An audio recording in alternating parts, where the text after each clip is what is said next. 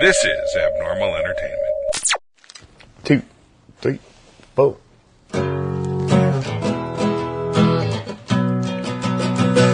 Walked into the tunnel just to find the light. Hunted for old demons, looking for a fight. Looked up at the stars, seemed to go forever. There must be a way, it all fits together. Fell into the quicksand, held on to the vines. Never could quite color, stay within the lines. Feels like I have wings, I can fly wherever. This is just a way, it all fits together. Finally saw the world through rose-colored glasses. Gonna share my journey to small and large masses. Give up on my life, no sir, me never. This is how I put it together. This is how I put it together. This is how I put it together. Hey everybody, this is Daniel Garza and welcome to another episode of Put It Together. I'd like to start as usual thanking my producer for all his help and support. Thank you, sir. Inviting everybody to join us at abnormalentertainment.com where you can find all the shows on the network. Go check that out. I want to start this week by welcoming my guest, Mr. Eric Maher. How you doing, sir? Good. How are you? Good to see you. We had a little bit of technical problems before the show started, which are always fun because the cool thing about technical difficulties is once you fix it, you're like, Yes, it was quite stressful there for a few minutes. But we made it through. See, Eric Maher is a motivator, inspirational motivator, Yes. and I first saw you on Instagram. Yes. I think you popped up like as somebody you should know or under health issues. For Crohn's and ostomies and stuff Yes. like that. Yeah. Yes. And as I was scrolling through stuff, you popped up and I was like, well, who is this dude? He's way too cheery. He must be on drugs. What's wrong with him? I need to find out.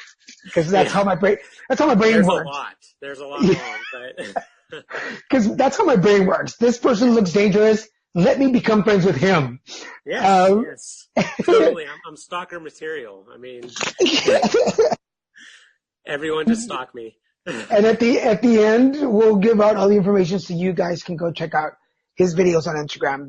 They're really cool. He posts something out almost every day, right? I try to. Some days I'm not that creative, so I just kind of shut up and post random memes. But other than that, I try to post a video every day to, hopefully reach out to someone that may be dealing with the same thing that I'm dealing with at that time. And here we are. Yeah, exactly. And then Eric made the big mistake of giving me his phone number, so I was like, okay, now we can talk. But I'm happy I'm happy. First of all, I'm happy to have you on the show because you've already mentioned the ostomy. I haven't had a chance to talk with other men who have ostomies. Yeah. Not that I want this to be purely health related, but now that we've gotten to know each other like in person, like I can now be like, hey, dude, how do you deal with this? Because it's so important to have that in your life, isn't it?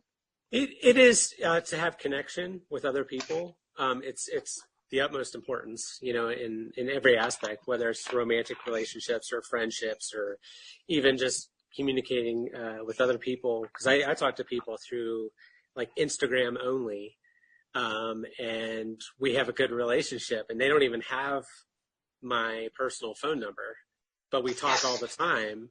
I know. See, you're lucky. But we still talk all the time, and we talk about things about whether it be ostomies or dealing with depression and anxiety, or because my page basically deals in a lot of different aspects, whether it be ostomies and Crohn's and scoliosis, another thing I have. But it also deals with my fitness journey. So I have people from all over the world that deal with fitness that follow, because I like to post my workouts. So that's always good. And I also deal with just random things. Like I share stuff about working at the hospital, because my main job is working at a large healthcare organization here in Reno, Nevada. So, I'll share little you're funny busy. things. You're a busy guy. Well, let's go ahead and just get into it. Eric Maher, tell us how you put it together. How I put it together. Let's see. Well, let's start back. I grew up in a town in West Virginia, a small steel town. And, I had a mom and a dad and all that good stuff, and I had siblings. Was diagnosed with Crohn's, I think I won't give the year because that'll give away my age, but I think I was about like 12 or 13 years old, which is at that time when you are, starting puberty and going into like junior high and everything else. So your stress levels are already high.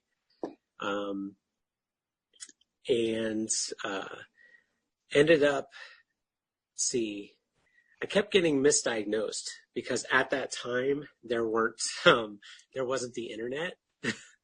So it was basically the doctors knew what they knew. And so, at one point I had been diagnosed with a staph infection. It wasn't until I think I went to a doctor at Children's Hospital in Pittsburgh, PA. He actually diagnosed me with Crohn's and started on all the different, drugs that they had at the time. There wasn't like Humira at the time. There was only, I think it was like azolfidine, like a sulfur drug, prednisone, which seems to be the only thing that would calm my Crohn's symptoms. It was the only thing that made me feel normal. Got it. So for people that aren't not, because I'm one of those, I'm not completely familiar with what Crohn's is. But before you answer that, how old again were you when you first started having symptoms? Well, I had symptoms before I was diagnosed. So I don't know how far before. I remember being small, and I had like, not to be too gross here, but like eczema on my belly, which it's funny because I've talked to other cronies from around the world have had similar like skin issues and stuff. And it's kind of interesting to find that there is like, links, it's that I'm not alone basically. Right. And how old were you then? I want to say, I really don't have the year, but I want to say like maybe 5 or 6. Maybe. Oh wow. Okay. So that's young. Yeah. It was when I was really young. And the reason I'm asking is because when you're that young, you don't know that there's something wrong with you because there's nothing to compare to. No, yeah, and like I said before, there was no internet, so it wasn't like I could just Google like now. Right. I can Google anything. Yeah. So, or Bing or whatever. Yeah. But yeah, so I mean, I had different issues off and on as a child. And then going into high school, like out of the elementary school setting, and I wasn't, I guess, Joe social. I was very quiet child. I didn't know how to interact with other children as well as I guess the others did.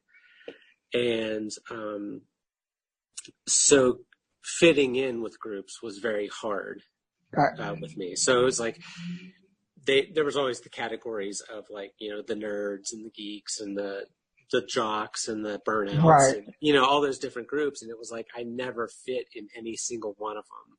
Oh, wow. Yeah, that's what it felt like to me. So, And it was hard because all throughout junior high and high school, I was in and out of the hospital because of Crohn's.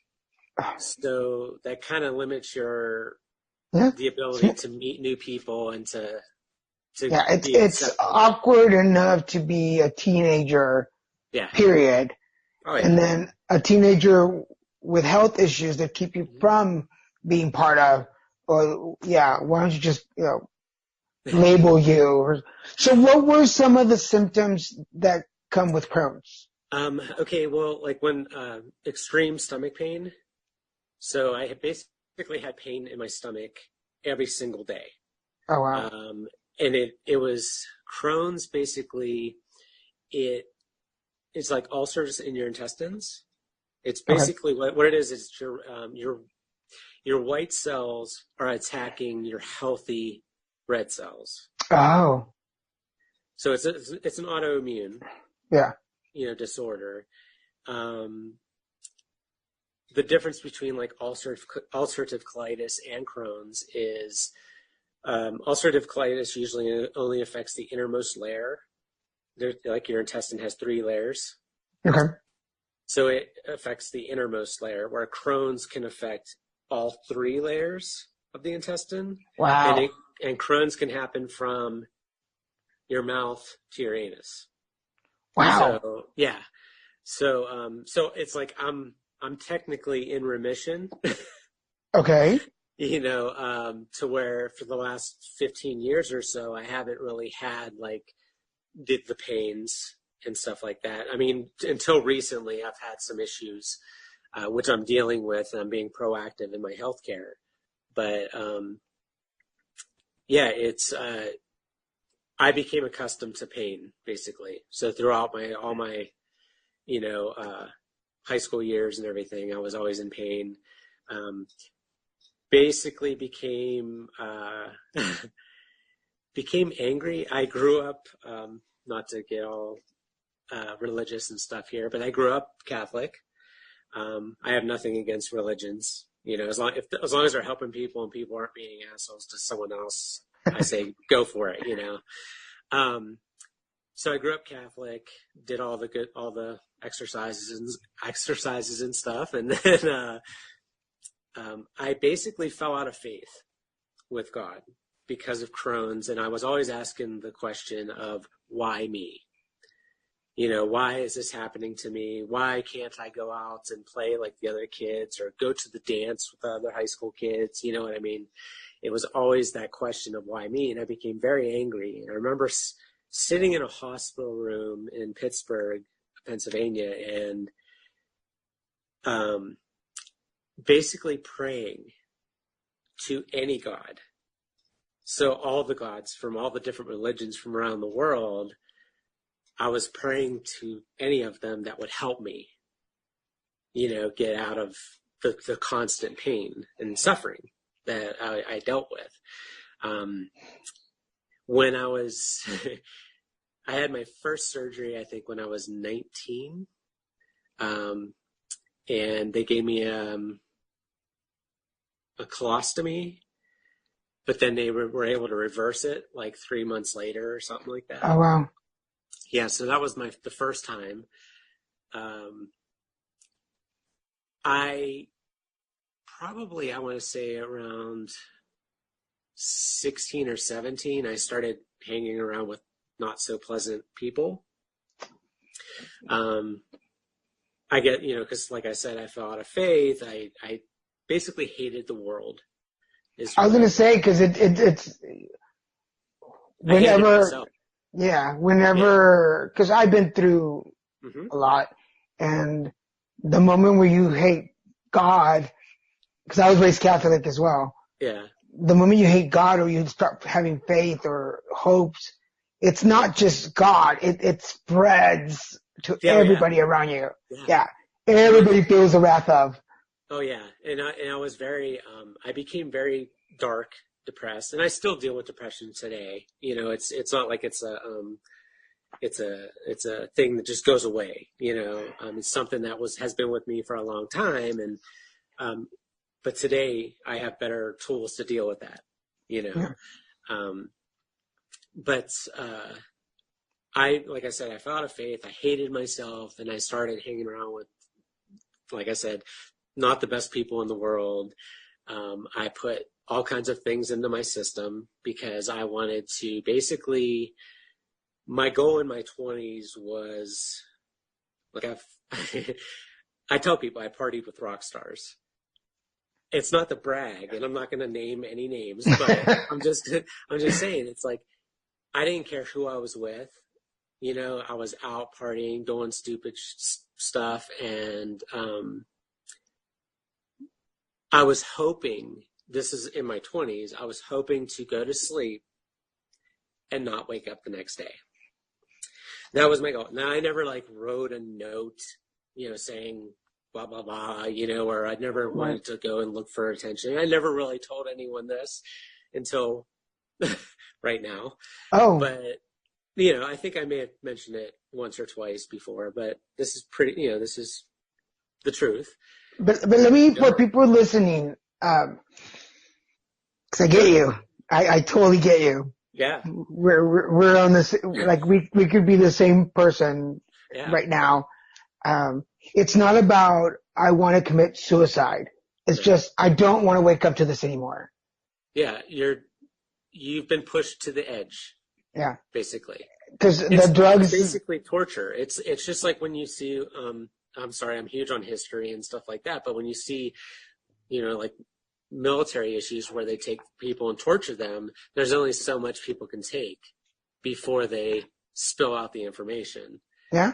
That's basically the same concept here. Yeah. So yeah. Yeah, and I always felt that the drugs and alcohol in my life were not too, okay, yeah, obviously they're there to block things out, obviously, to not feel, but it was also a way, for me, when I was doing that, it was a way to feel normal. Like other people, like this was, like in my 20s, this was something that other people did, and they were okay. So if I partied with them, then I would be okay. Yeah. Not knowing that they had. Plus, it was acceptance. You know, I was accepted into a group, and like I said, it wasn't the best, healthiest group to be accepted to. Right. But it was the only group that like really brought me in and said, "Hey, Eric, let's go do something." You know, it's like I didn't really have that a lot with other groups. And then they're already kind of a misfit group. So you're like, I'm a misfit. Yeah. It's Island of the Misfit Toys, man. This is where I belong. I totally get you, man. I get you with that one. So what was the point where you were like, okay, this is not helping. I need to find another. Okay, well, let's see. I would say probably in 2001, right after 9/11. 9/11 kind of threw me for a loop. It did to a lot of people when that happened. So I got really sick. Ended up to where I think I had a stricture in my intestines, and I drove myself to Pittsburgh, and I remember like walking into, I think it was Allegheny General Hospital. Kind of wasn't the best place at the time, and like you have to walk, when you walk into the ER, you got to go through security first. Oh, okay. Yeah, so like I walked through the little metal detector, and then like it beeped because I had something in my pocket, and like I'm in excruciating pain, like hunched over. So I had to go back around and back through the metal detector. Wow. And I remember laying on the disgusting floor in the ER. I don't know what it looks like now. This was years ago. So, for anybody listening, this was years ago. Yeah, it probably has a nice new carpet now. But it was disgusting at the time. But I was laying on the floor because I was in so much pain to where I was just like, I didn't care. You know what I mean? I could be laying in just a big pile of shit and would not care about it because I felt horrible. I was in so much pain. And I remember telling the nurse, just cut it out. Just give me a permanent ostomy. It got to the point, and that was when I was, okay, I don't care about my age thing. That was when I want to say 26. Okay. 27, something like that. I don't know. Anyway. So they did that probably like a few months after my surgery. I think it was the summer after my surgery, or the summer before my surgery, before 9/11, I had come out to Nevada to visit my sister. Okay. And I really liked it. I spent like 3 months out here. It was not the bar scene that I was used to. I didn't know anyone that was going to bars out here, Got it.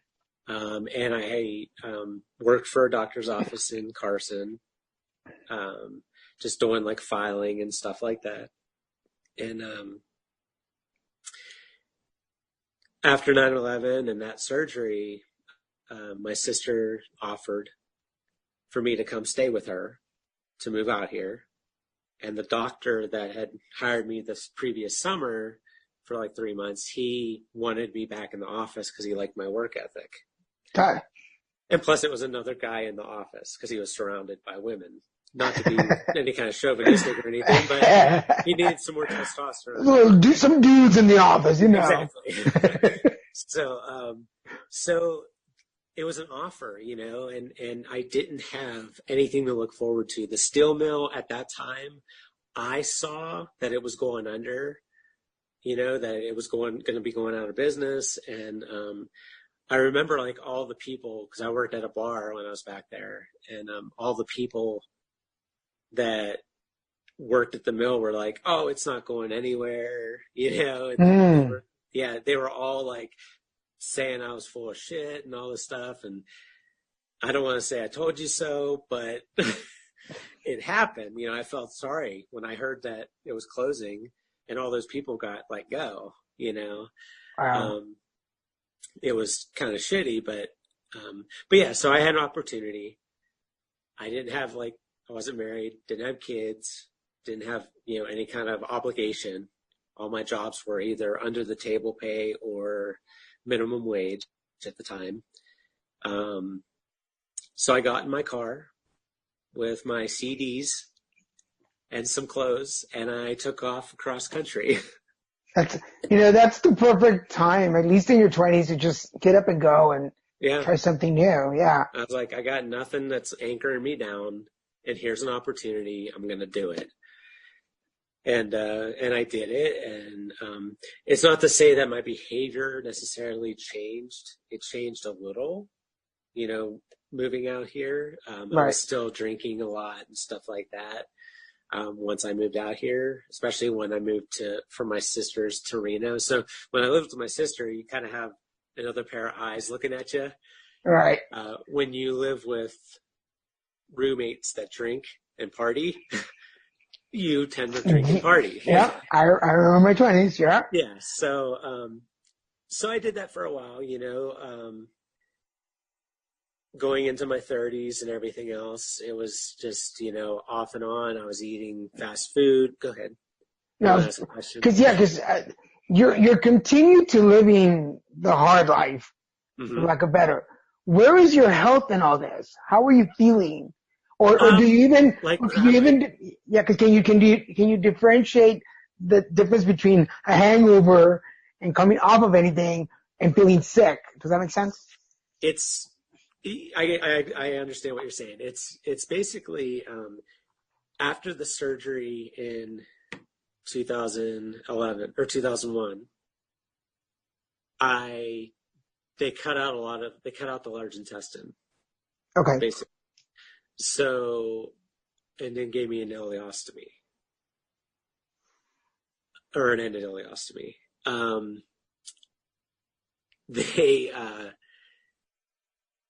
I didn't really have the Crohn's pain that I had all through high school and stuff. Okay. But it was more of a fact that it was like I could eat whatever I wanted. and I just had this ostomy. So I was still kind of depressed, you know what I mean, throughout the whole thing. And I ate and I smoked cigarettes and drank, and I ended up to where I ended up with a fatty liver. I was like weighing 220 pounds. Wow. I got winded walking up one flight of stairs. It was not good. And I had some issues with the ileostomy that I had. So they were going to go in, cut some of it out, and move it to the other side of my belly. And so when they did that surgery, now I was working at the hospital at the time, and I knew all the surgeons and anesthesiologists that worked there. Right. So the anesthesiologist that put me under, he approached me like it was the next, when I was at work or whatever. We saw each other in the hallway. We were like, "Hey, how you doing?" Back and forth. And he mentioned to me, now he's a friend of mine, but he said, "Hey, have you ever, considered, working out more?" And he didn't directly say that he had an issue with my airway by saying that, but to me it felt like usually that's what they say when they have trouble like keeping an open air, because they breathe for you when you're under surgery. Right. Is what the anesthesiologist does. They Right. have a tube in your throat and stuff like that. So I'm like, he probably had trouble getting in there into the airway and stuff like that because I was so overweight, or he probably had trouble keeping my stats in the correct area. So he said that, and plus just feeling like crap and all this other stuff. And I started feeling the neuropathy on the bottom of my feet, which is a sign of diabetes. Correct. Never was diagnosed with diabetes, but just because I live in the medical field, it just kind of happens. You tend to pick up stuff, yeah. Yeah. So what I did is I was living with some roommates, and I started cutting out sugar. And I cut out like all the soda. I was drinking like a case of Pepsi a day. Wow. Drinking rum, doing like rum and Cokes. Smoking cigarettes, eating pizzas, getting the big bags of family-sized Doritos and eating those all in one sitting. Yeah. Wow. It was bad. Because I find that's, and I guess it happens with everybody, I find it so amazing to think that about you, because I watch you, of course I follow you on social media, and it annoys me how healthy you can be, so I'll put that out there. But but I see that with my boyfriend too. He was very overweight before I met him, and he tells me about all this amount of food that he would eat. And first of all, I honestly get grossed out when he tells me about how much he would eat. Because I'm like, we could feed a small village in some third world country with your weekly food allowance. Yeah. But okay, so I'm going to ask this because you say that the anesthesiologist made the comment, but there had to been some deeper motive, like something, like it might have opened the door, but was there something deeper that you said, okay, Eric, what the F? I think it is, I knew that I was dying. Like a lot of people say, oh, you're being dramatic or whatever. It's like, I physically could feel myself dying. Right. And I knew that I didn't have much longer to live. And so, if I was going to continue with that behavior, there was no way I was going to live another 5 years. I would have definitely had a heart attack or something like that. So there was that. I had that inner desire to survive. Yeah. And I think that's probably another thing that pushed me.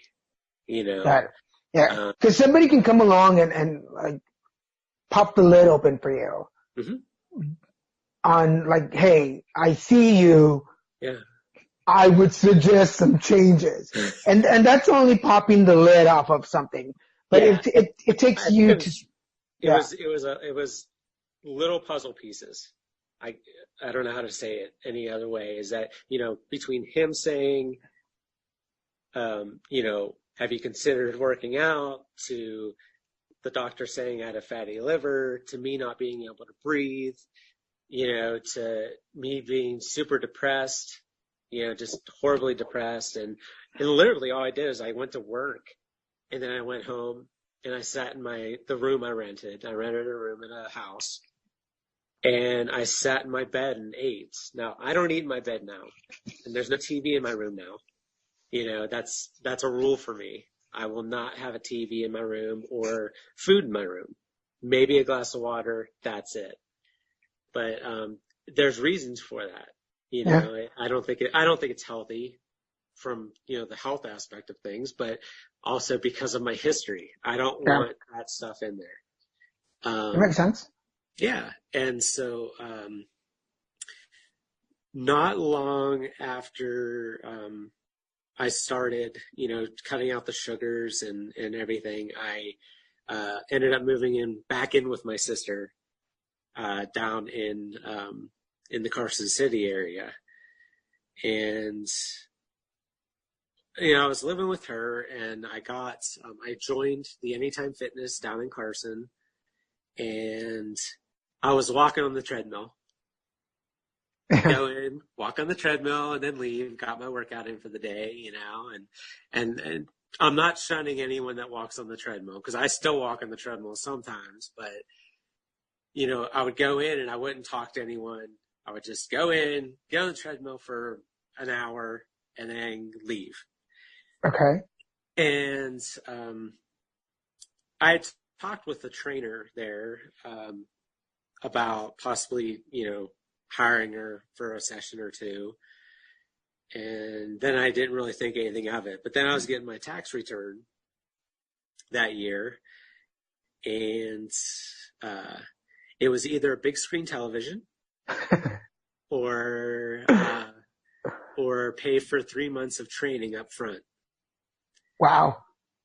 So before I could think twice, I went straight to the gym, and I signed a check for 3 months of personal training twice a week up front with Jenny, the trainer.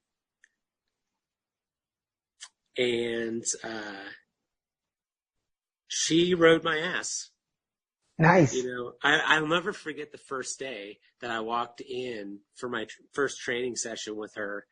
And I walked into the gym, and she goes, "You ready?" And I said, "Yeah." I was all excited. And it was bad. And I start walking toward the weight section, and she's like, "No." And she's like, "Come with me." And we went in this back room, and I basically learned how to use the TRX straps that they hang down from the wall. Okay. Use those, the Bosu ball, the boob on the floor, and the spin bike. And basically, I used my own body weight to lose weight when I first started fitness. Yeah. It was amazing. And, if there were days, she had me go to her house sometimes. Like I would have to run to her house, work out, and then run home. That was wow. Yeah. She had access. We were using, I think, one of the food, entry apps, and she had access to mine. So every day she would get an email of everything I ate for that day. Nice. So, I had to stay within my macros and, or nutrients. And, she called me out a few times, but. Now I want to tap into that for a minute, because you're fine. Again, there's so many similarities, so I'm trying to tap into my life to get the questions I want. But you get so used to running your life, good or bad, you get used to controlling your life the best way you think. Yeah. What you drink, what you eat, what you smoke, where you do it, who you do it with. It's all control. And then all of a sudden, this chick comes along and she's calling the shots. Yeah. How did that work for you? It was, it was rough because I'm a control freak. Sometimes, it was really rough. But then there was the whole aspect of I paid for this. Yeah. I put my money into this. I put however $1,000 or whatever it was, into this. I'm doing it. I'm going to go to my sessions. I'm going to follow what she says, and had I not paid for it up front, just like, here, take my money, had I not done that, then I probably wouldn't have gone to the gym as much, I basically, go ahead. No. I was going to say, I commend you because there are a lot of people that would have said, fuck this. I know I paid for it. Yeah. But too much. Like, I've gone through health issues. I should be able to eat and drink whatever I want. Yeah. Screw it. But it takes that extra bit of control to say, no, like, we're going to do this. Does that make sense? Like, it's easy to give up and fool ourselves into thinking this is one more thing that I'm controlling. Like, I am choosing to not go to the gym. Yeah. Ha! All of you. But, who are you really fucking over but yourself? Yourself. Yeah. You're fucking over yourself. Yeah. It's, I was talking to someone that, I saw at the gym the other day, and she had gone, I've seen her in the gym before, but it's been months since I've seen her, and so she was in there the other day, and she came out, and I was probably in my car doing another video, and so I stopped what I was, yeah, exactly. I'm always in there. People are like, what's he doing in his car? It's like, making a video. Is he playing with himself? What is he doing in there? Pretty much. They think I'm nuts. And I am a little bit, but, no, she walked by the car, and I just said, hey, I haven't seen you forever. I'm so great to see you.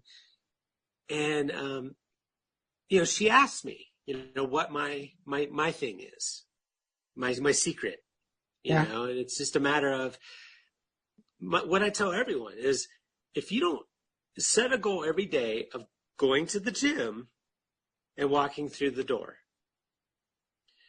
you can turn around and walk right back out the door. Yeah. But that's your only goal for the day. Get to the gym, walk in the door, and then walk out the door. That's it. Yeah. It's not working out. It's just walking in the door and walking out the door. Set that as your goal. And then from there, 9 times out of 10, you're not going to turn around and walk out. You'll be right. like, well, I'm here. Might as well get on the treadmill or whatever. That's all I can say is, just you have to set those goals. They're little goals all throughout each and every day. So I have goals now, of when I wake up every morning, I say, I love you to myself in the mirror. Nice.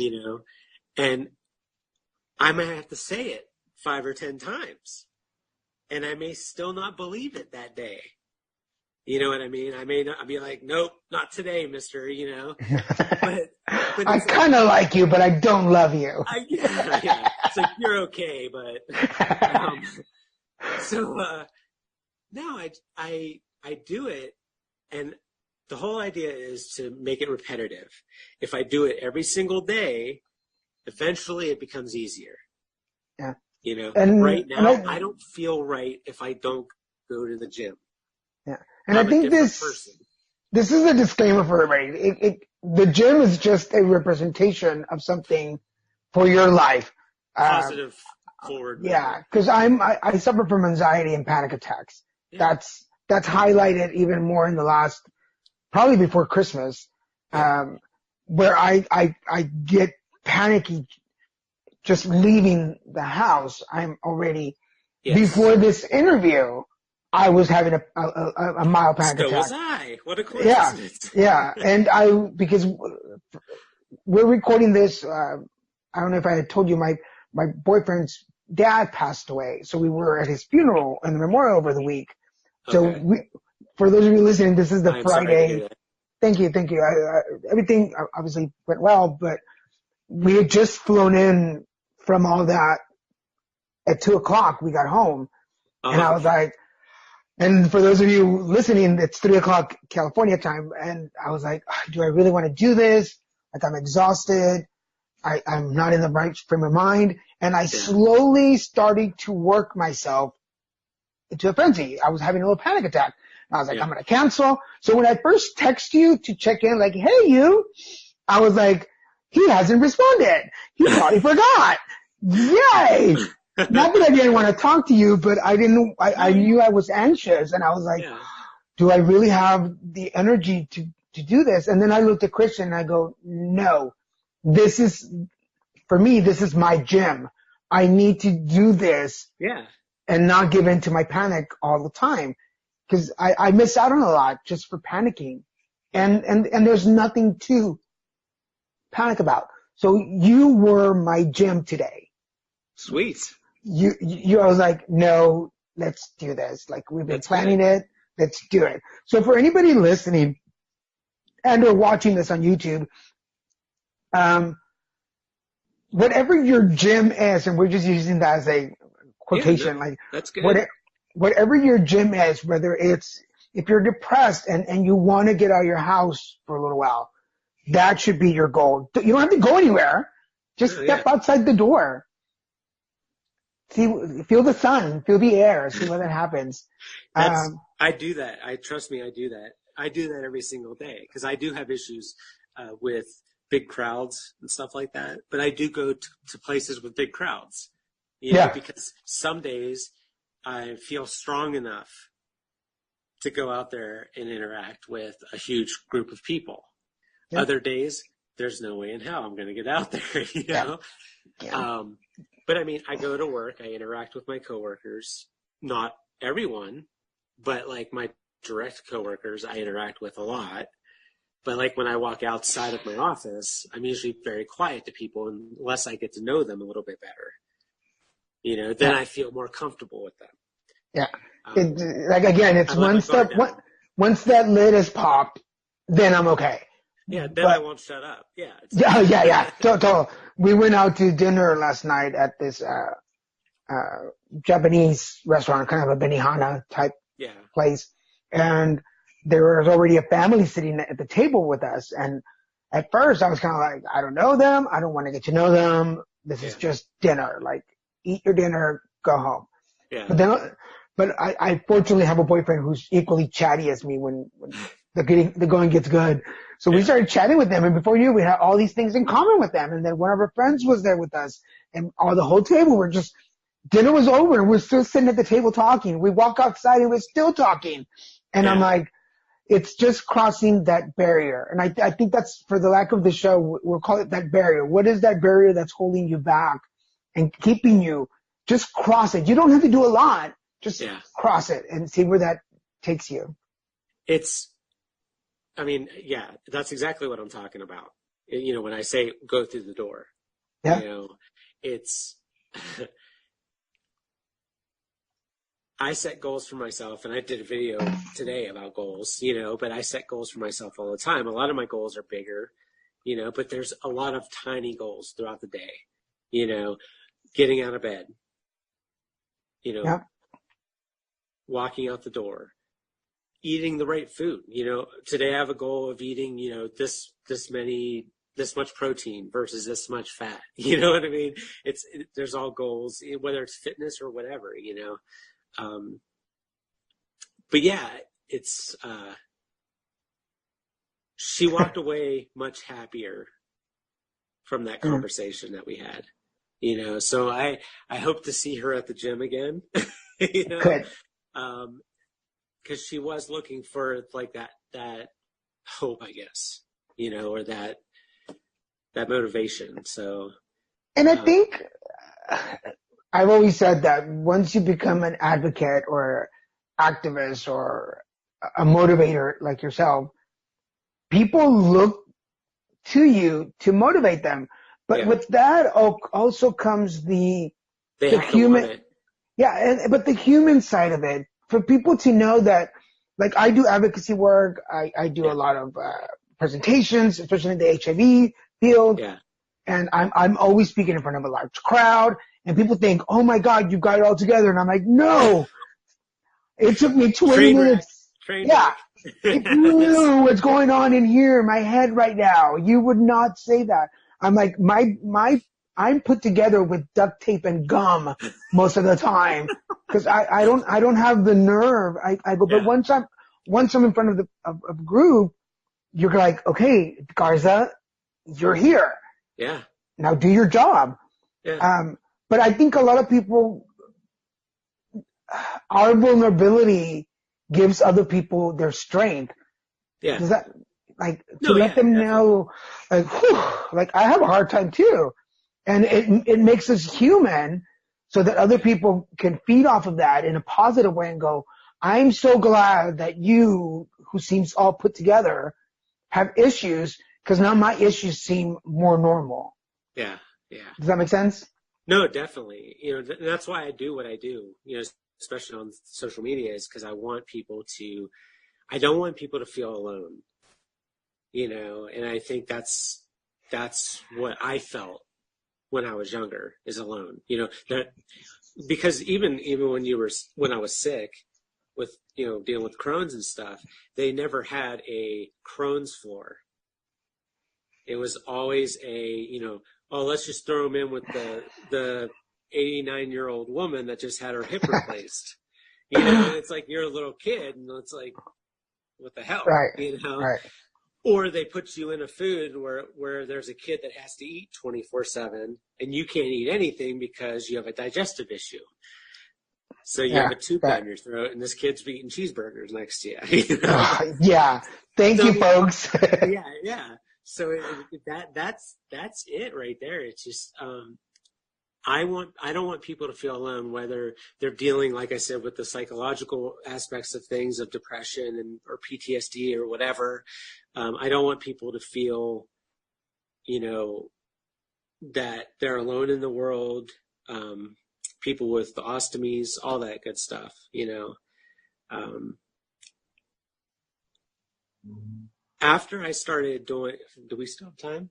Yes, we have about 15 minutes left. Okay. After I started doing the, you know, into the fitness and everything, and then I moved to Sparks, and I got on with the Borden team at the Anytime Fitnesses up here, and they have been amazing to me, you know, as friends and people and everything, to where they help me through when I'm feeling down. My fitness family is there for me, you know, and they can tell when I'm up or down, you know. Got it. And then let's see, what else did I do? Oh, I started a charity, a nonprofit. Okay, cool. And so we buy Christmas gifts for children every Christmas in the Reno, Sparks, and Carson City area. It's called the Giving Tree Charities. Giving trees? The Giving Tree Charities. I got it. Yeah. Basically, it's just me and excuse me. Me and my sister, and we have people that donate, businesses that donate, and we go out, we buy gifts, and we wrap them, and we deliver them to the families around the area. That's awesome. Yeah, it's this is actually the beginning of our 4th year, which is pretty amazing. So during the months of like September to the end of the year, I'm extremely busy, you know, because I do work a 40-hour-a-week job at the hospital, but then I run the charity, which is a nonprofit on the side, a 501c3. So it can be hectic, but I make it work. Yeah. And now I'm looking to go back to school. Ooh, what do you want to do? I don't know what I want to be when I grow up. You know? What do you want to be when you grow up? Well, we're at the 45-minute mark, and this is where I ask my guest Yes. to share some words of wisdom with my listeners. So, Eric Maher, what words of wisdom do you have for my listeners? Number one is never give up. Don't compare yourself. Only compare yourself to who you were yesterday, and try to be better every single day than you were the day before. That's awesome. That's all I can say, because I'm not a perfect person. I mean, there's some people that look at me like a perfect person, but I am flawed, just like anyone else. I'm human, but I try to be the best version of myself every single day. Cool. It always sounds like one of those, if you prick me, do I not bleed? Yeah. If you hurt me, do I not cry? Trust me, I have a potty mouth. I have road rage. I do. It's bad. I mean, I don't flip people off anymore, so that's a good thing, but it's like Small steps. Small steps, that's what I say. Baby steps, exactly. I still yell. That's why I tinted my windows so people can't see me. Well, I got a dash cam for Christmas from my boyfriend, so I can record all the dumb people on the road. Because it's not me. It's not me. It's other people. No, yeah. It's other people. Yes. So, in the biography of Eric Maher, yes, what would be the first sentence? Whew, man, put me on the spot. That's what we do here. Put it together. What was that? I said, that's what we do here. Put it together. What would be the first sentence?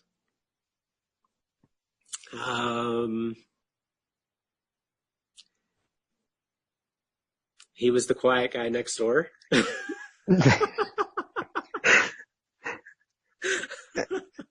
Which could also be the start of a serial killer movie. Pretty much. I think it's perfect.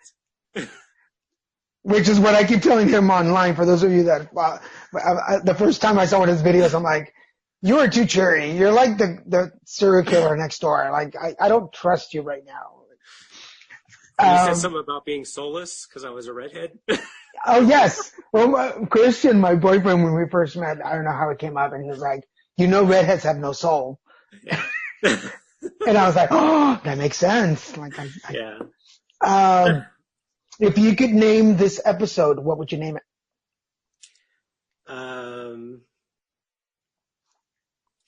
Overcoming adversity. Good. And then, if you could go back and talk to Eric when he was a kid, that first time he had to go to the hospital because he wasn't feeling well, what would you tell him?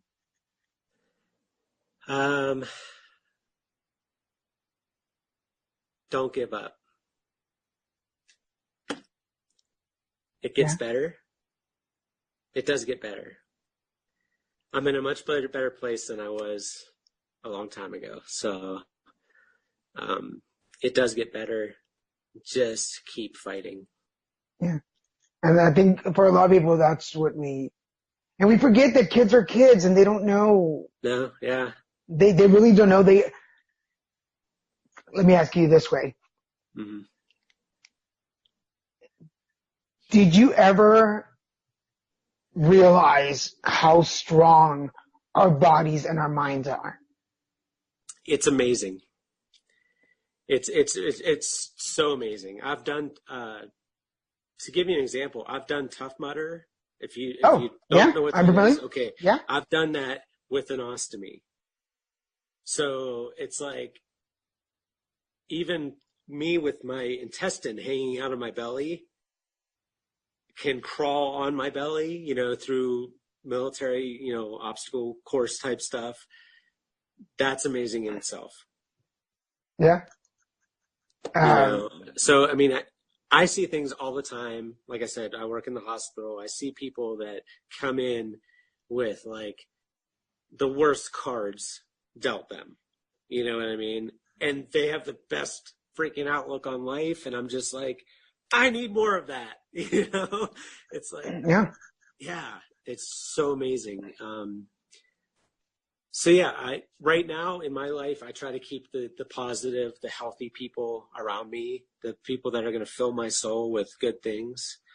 I am my own worst critic, so I'm working on myself, in trying to, bring myself out of the bad talk, inner talk. My fitness, like I said, my fitness family is amazing. My family, they try to do what they can for me. I just need to keep going. And I think that's what we all need to do. That is, I was talking to this production team, this guy and girl that I know, friends of mine. Long story short, they approached me to want to do a little documentary on a day in the life of, my life. Oh yeah. And because they were like, you're always so optimistic and I'm like, dudes, y'all have no idea what it takes to get there. Yeah. I'm like, but I appreciate it. And they were like, what makes you fight the anxiety? What makes you fight the panic attacks? I'm like, I need to do it. Mm-hmm. I'm like, my body now, my mind is now like, okay, we finished this project. What's next? We finished this one. What's next? Yeah. And I told him the only thing I can compare it to is a shark. Because I remember watching this on Natural Geographic or whatever, that a shark, even in its sleep, continues to move so it can breathe, so it can stay alive. I'm like, I've always identified myself as a shark. Even in my sleep, my boyfriend has said it, even in my sleep, I'm working and I'm giving people orders. I talk in my sleep. Oh, So geez. even in your sleep, you're bossy. I'm like, of course, I don't stop.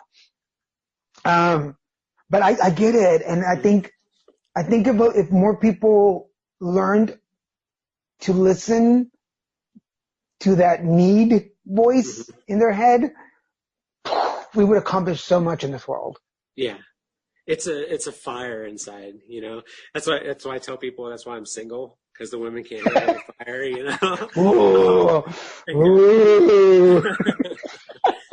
No, I mean, I have this need to keep going, and it's, if I'm not productive, I'm going to be destructive in my movement forward.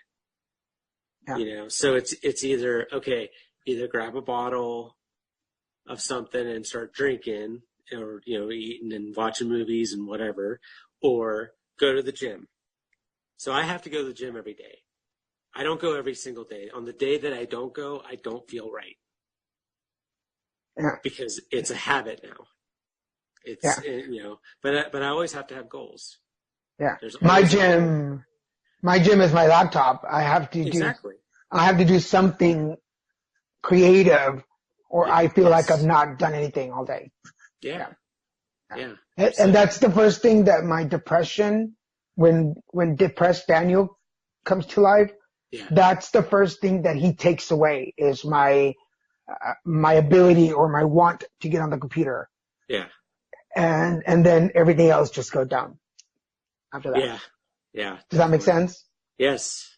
Total sense. That's exactly. I identify with that. Yeah. So as soon as and like you said, but I need to stay constant on something, or it gives him permission to come out and play.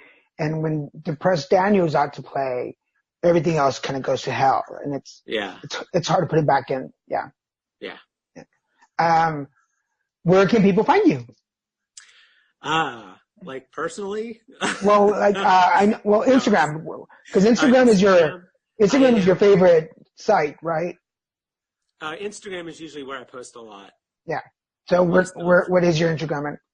It's a righteous man. So it's _righteous_man. Where did that come from? I don't know. I just felt that I don't want to say that I'm right all the time. but so no, it's just a name popped in my head, like, dude, you're righteous, and I was like, okay, I'll just do that one,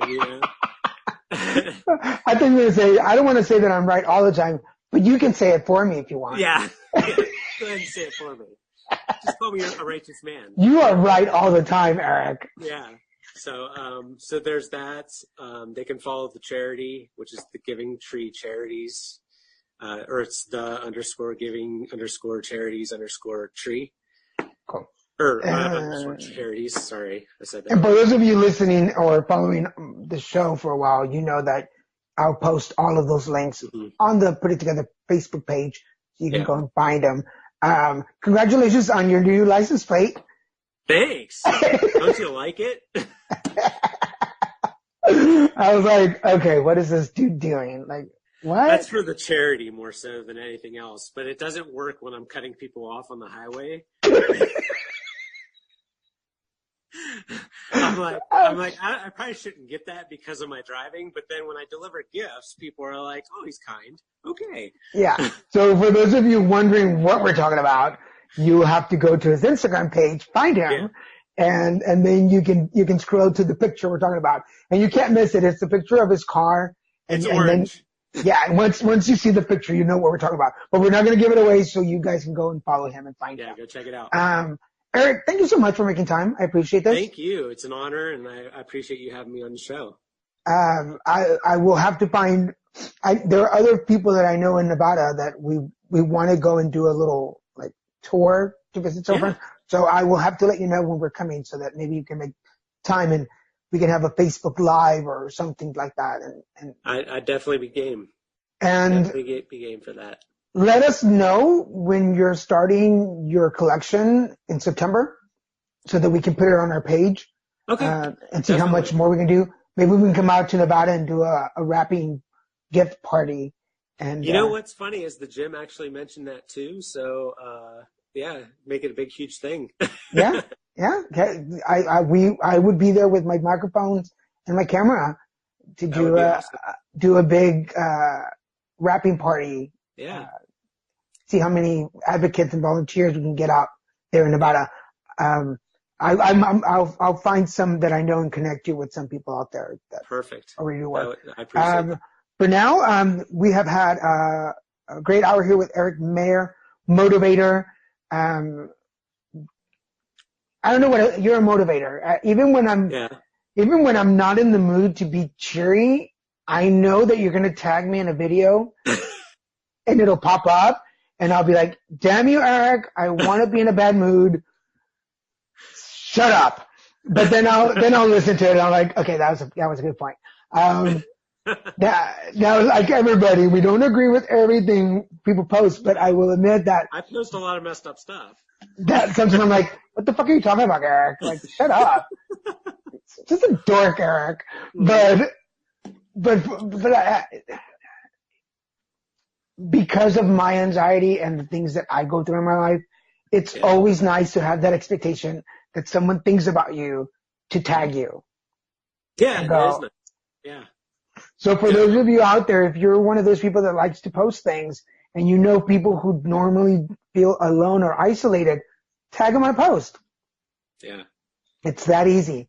I tag people. I know some people probably get annoyed by it, but I try to tag people because I'm like, I don't tag them in every post I do, but like in ones that are more inspirational, I try to tag like a bunch of people, fill it up, and, just to get the word out. I tag, the foundations and organizations that deal with the issues that I deal with or that I'm talking about.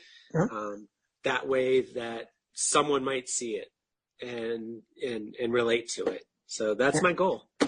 And you do a good job. Like I say, I say it sarcastically that I'm like, oh, screw you, Eric. But you're not the only one. But it's one of those things that like, something's coming and it'll pop up when you need it the most. And I'm like, okay, like, screw you, Eric. But it's good. It'll keep me tagged. I appreciate it. I definitely will. So for everybody listening, I have a tag list. For those of you listening, we've been with Eric Maher. Excuse me. Motivator, follow him. All the links are on my Facebook page.